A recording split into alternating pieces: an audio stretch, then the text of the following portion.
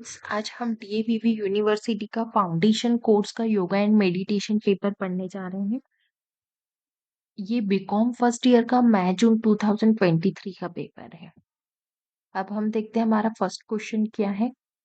Founder of yoga Patanjali. तो founder हमारा first answer ही सही है यहाँ पे। पतंजलि जी हमारे फाउंडर ऑफ योगा है। और योगा इज डिराइव्ड फ्रॉम, तो योगा संस्कृत लैंग्वेज के युज धातु से आया है। तो यहाँ पे अगेन हमारा फर्स्ट आंसर सही है। योग चित्त वृत्ति निरोधा, ये पतंजलि योग सूत्र का पहले पाद का दूसरा श्लोक है। योग दिवस मनाया जाता है, तो योग दिवस 21 जून को मनाया जाता है। अब ये स्टार्ट कब हुआ था योग दिवस हमने मनाना कब से स्टार्ट किया था, तो वो हमने 2015 से मनाना स्टार्ट किया था। योग सूत्र किसने लिखा है, तो ये फर्स्ट क्वेश्चन के सेम जैसा है कि फाउंडर ऑफ योगा कौन है और योग सूत्र किसने लिखे, तो वो पतंजलि जी ने ही लिखे हैं।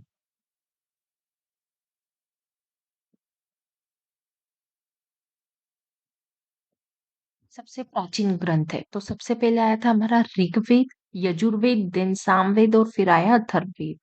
तो हमारा इसका आंसर होगा Rigveda. Yoga practice should be done, तो योगा की प्रैक्टिस हमेशा मॉर्निंग में ही करनी चाहिए हमें, तो उसके बेस्ट टू बेस्ट बेनिफिट मिलने वाले। अब लिम्स ऑफ योगा, तो नेम इटसेल्फ डिफाइन करता है कि कितने योगा के लिम्स होते हैं। अष्टांग योग 8, तो हमारा आंसर हो जाएगा 8 क्या होता है, लिम्स ऑफ अष्टांग योग होते हैं। फर्स्ट लिम्ब अष्टांग योग का क्या है, तो पहले हम इसको थोड़ा सा देख लेते कि कौन कौन से लिम्स होते हैं आपके। तो सबसे पहले होता है यम, 8 लिम्स ऑफ योगा। यम होता है जिसका मतलब क्या होता है, सोशल कॉन्ट्रैक्ट्स। अब यम के अंदर 5 पार्ट होते हैं, अहिंसा, सत्य, अस्तेय, ब्रह्मचर्य, अपरिग्रह। फिर होता है नियम, पर्सनल कॉन्ट्रैक्ट। इसमें क्या होता है, duties directed towards the self. अब इसमें होगा शौच, संतोष, तपस, स्वाध्याय, ईश्वर प्रणिधान। फिर आता आसन, प्राणायाम, प्रत्याहार, धारणा, ध्यान, समाधि। इसे करके हमारे 8 होते हैं। हमसे पूछा फर्स्ट कौन सा है, तो फर्स्ट क्या होता है, यम है आपका। फर्स्ट लिम्ब है आपका यम। इसी के साथ हमारे 10 क्वेश्चंस खत्म हो गए हैं। नेक्स्ट है अहिंसा भाग है, तो अभी हमने देखा अहिंसा किसका पार्ट है, यम का पार्ट है। अष्टांग योग में प्राणायाम का क्रम है, तो अब प्राणायाम कौन से क्रम पे आता है, तो हम अगेन पीडीएफ में दिखेंगे हमारे।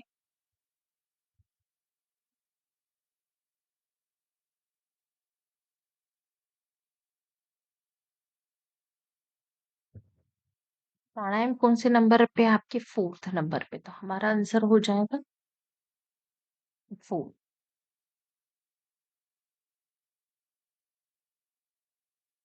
लास्ट पार्ट ऑफ अष्टांग योग, तो लास्ट पार्ट कौन सा था अष्टांग योग का, समाधि। तो हमारा आंसर हो जाएगा समाधि। नेक्स्ट है अष्टांग योग में धारणा से पहले है। अब धारणा से पहले अष्टांग योग में क्या आ रहा है आपका, ये धारणा है 6 नंबर पे। 5th नंबर पे आ रहा है प्रत्याहार, तो हमारा आंसर हो जाएगा यहाँ पे प्रत्याहार।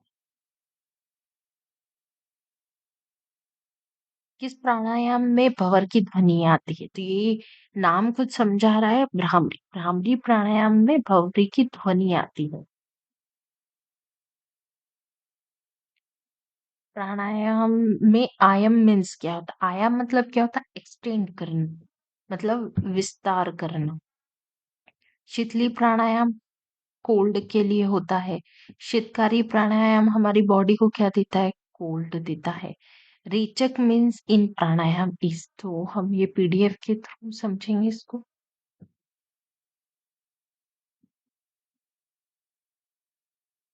3 टाइप ऑफ प्राणायाम, तो ब्रीथिंग आप कैसे होता है, इनहेल, पहले आपने क्या करा, पूर्ण किया, श्वास को लिया, कुंभक किया, रिटेन किया श्वास को, और फिर एक्सहेल किया, उसको रेचक बोलते हैं।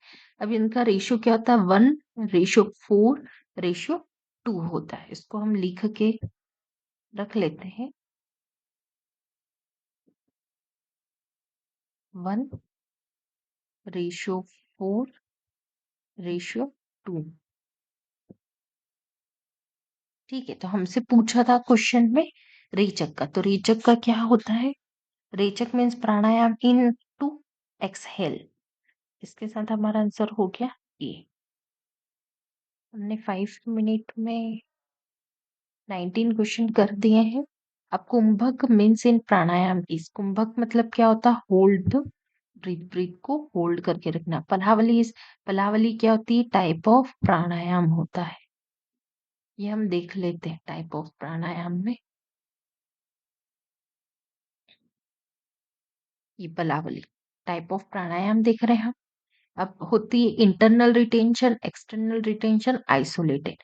अब इंटरनल एक्सटर्नल रिटेंशन में आप विथ कॉन्शियस एफर्ट कर, तो उसमें 8 टाइप की प्राणायाम बताई गई, उसमें पलाविनी एक प्राणायाम है।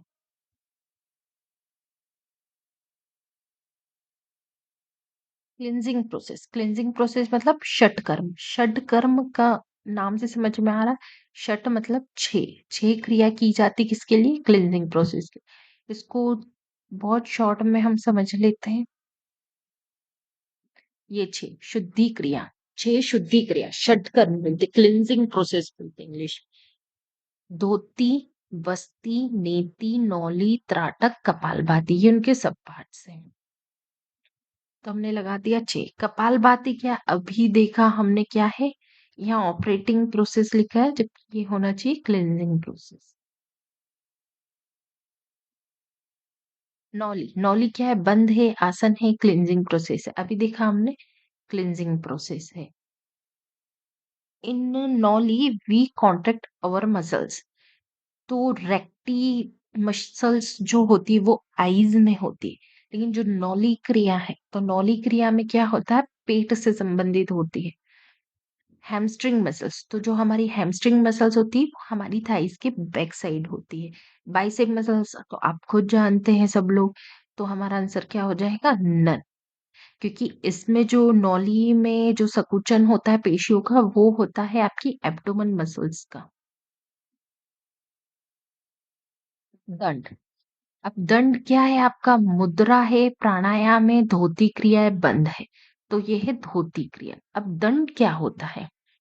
दंड मतलब एक रबर होता है जिसको हम एक नाक से डाल के दूसरी नाक से निकालते, तो तब वो दंड नौली होती है, सॉरी दंड नीति होती है। लेकिन जब आप रबर को मुंह में डाल के और फिर आपकी फूड पाइप की सफाई करते, तब वो क्या हो जाती? दंड धोती क्रिया हो जाती। वस्त्र क्या होती? तो वस्त्र होती है, वस्त्र धोती होती है। अब हिंदी में तो इसका आंसर लिखा हुआ है धोती क्रिया, लेकिन इंग्लिश में इसका आंसर लिखा हुआ है क्लिंजिंग प्रोसेस, तो ये तो षट कर्म हो जाता है कि वस्त्र क्या है? तो धोती क्रिया है। तो हिंदी में उसका आंसर सही लिखा था, बट इंग्लिश में उसको क्लिंजिंग प्रोसेस लिख दिया। तो यहाँ पे इंग्लिश के हिसाब से क्या हो जाएगा? नन ऑफ दिस हो जाएगा आंसर। टाइप ऑफ नीति, नीति कितने टाइप की होती है? तो बेसिकली नीति होती है हमारी 2 टाइप से, लेकिन अगर हम फर्दर स्टडी करते हैं, इन डेप्थ स्टडी करते हैं, तब हमारी नीति 4 टाइप की होती है। 2 टाइप की नीति कौन सी है आपकी? जल नीति और सूत्र नीति, वही रबड़ वाली नीति है आपकी। बस्ती, तो बस्ती क्या है आपकी? क्लिंजिंग प्रोसेस है। त्राटक क्या है? अभी हमने देखा कि त्राटक हमारी क्या है? क्रिया है। कौन सी क्रिया? क्लिंजिंग प्रोसेस है। त्राटक इज रिलेटेड, नोज नहीं, ईयर नहीं, थ्रोट नहीं, आईज, क्योंकि त्राटक में हम आईज के थ्रू एनर्जी को क्या करते हैं? गेन करते। सूर्य नमस्कार क्या है? तो सूर्य नमस्कार में हम आसन करते हैं, तो वो क्या है? आसन है। सूर्य नमस्कार में कितने स्टेप है? तो सूर्य नमस्कार में 12 स्टेप्स है। का पहला आसन है, सबसे पहले हम कौन सा आसन करते हैं? प्रणाम आसन करते हैं सूर्य नमस्कार। सूर्य का अंतिम आसन, तो अंतिम आसन में भी हम क्या करते हैं? प्रणाम आसन करते हैं।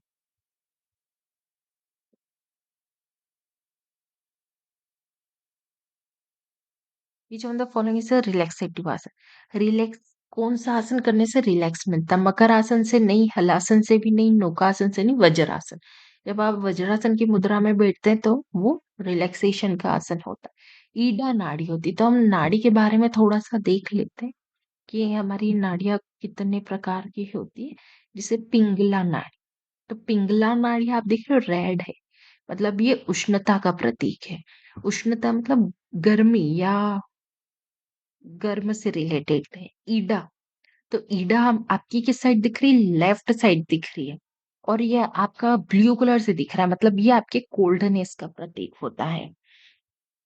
और पिंगला नाड़ी आपके राइट साइड में दिख रही। अब हम देखते हैं दोनों नाड़ियों को मिलके क्या हो जाता है, यहाँ पे दिया हुआ है।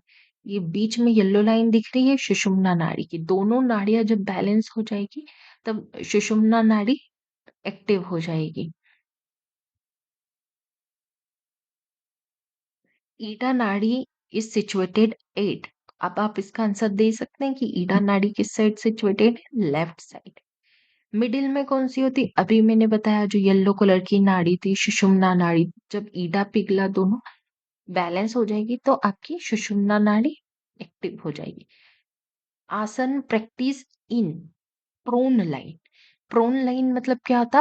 पेट के बल लेट के किए जाने वाले आसन। तो भुजंग आसन फर्स्ट, ये हमारा आंसर। भुजंग आसन में आप पेट के बल लेट कर आसन करते हैं। व्हाट इज अ नाड़ी शोधन? नाड़ी शोधन में क्या होता है? आसन, प्राणायाम, बंद, मुद्रा। तो ये एक तरह से प्राणायाम है, बट ये प्राणायाम अष्टांग योग के अकॉर्डिंग इसे प्राणायाम नहीं कहा गया है, पर ये एक टाइप से प्राणायाम ही है। वेयर डू वी अप्लाई मूल बंध? तो मूल बंध फिंगर में नहीं होता है। थ्रॉट में कौन सा बंध होता है? इट्स जालंधर बंध। स्टमक में जो बंध होता है वो होता है उड्डयन बंध। एनस में जो होता है वो होता है मूल बंध। अल्टीमेट गोल ऑफ योगा, तो ऑब्वियसली अल्टीमेट गोल क्या है? मोक्ष, salvation. Ultimate goal of yoga है सेल्वेशन। प्राणायाम में रेचक का अनुमान अभी मैंने पढ़ाया था। पूरक, पूरक होल्ड, मतलब आपने लिया तो पूरक किया, तो पूरक का रेशियो मैंने बताया था 1। फिर आपने होल्ड किया उसका रेशियो 4, एंड फिर आपने एक्सहेल किया उसका रेशियो था डबल। तो मैंने पूछा रेचक, तो रेचक का रेशियो क्या हो गया? डबल। मेडिटेटिव आसन है वक्रासन, शीर्षासन, पद्मासन, हलासन। अब आप इसमें से कौन से भी आसन में बैठ के मेडिटेशन करते तो वो होता है पद्मासन में। बैलेंसिंग आसन है, तो बैलेंस के लिए शवासन नहीं, वज्रासन नहीं, हलासन नहीं, वृक्षासन। हाँ, तो वृक्षासन में हम क्या करते? एक पैर पे खड़े होके बैलेंस बनाने की कोशिश करते हैं। तो ये हो गया हमारा बैलेंसिंग आसन। देन हैमस्ट्रिंग इज, अभी हमने प्रीवियस क्वेश्चन में पढ़ा हैमस्ट्रिंग मसल्स लिखा हुआ था उसमें। तो हैमस्ट्रिंग क्या है? मसल्स। तो ये आंसर आपको डायरेक्टली क्वेश्चन में से मिल जाता है। इंसुलिन इज प्रोड्यूस्ड बाय, तो स्टमक से, किडनी से, पैनक्रियास। इंसुलिन प्रोड्यूस कौन करता है आपकी बॉडी में? पेनक्रियाज करता है। किडनी कितनी होती है ये तो बच्चा बच्चा जानता है, 2 होती है। Diabetes is related to insulin. Body अगर इंसुलिन बनाना बंद कर देगी तो आपको डायबिटीज हो जाएगा। अगर आपकी बॉडी इंसुलिन बना पा रही है तो मतलब आपको डायबिटीज नहीं होगा। Obesity is due to metabolism. Metabolism मतलब क्या होता है? पचाना। तो obesity is due to metabolism. अब मोटापा क्या होगा? मेटाबॉलिज्म ज्यादा होगा तो मोटापा होगा या डिक्रीज होगा? मोटापा कब होगा? जब मेटाबॉलिज्म डिक्रीज होगा। मतलब आपकी पचाने की क्षमता कम होगी तो आप क्या होंगे? मोटे होंगे, ओबेसिटी होगी। तो यहाँ पे हमारा आंसर हो जाता है ए, डिक्रीज।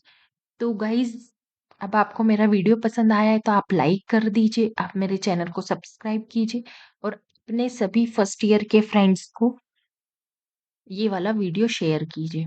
Thank you.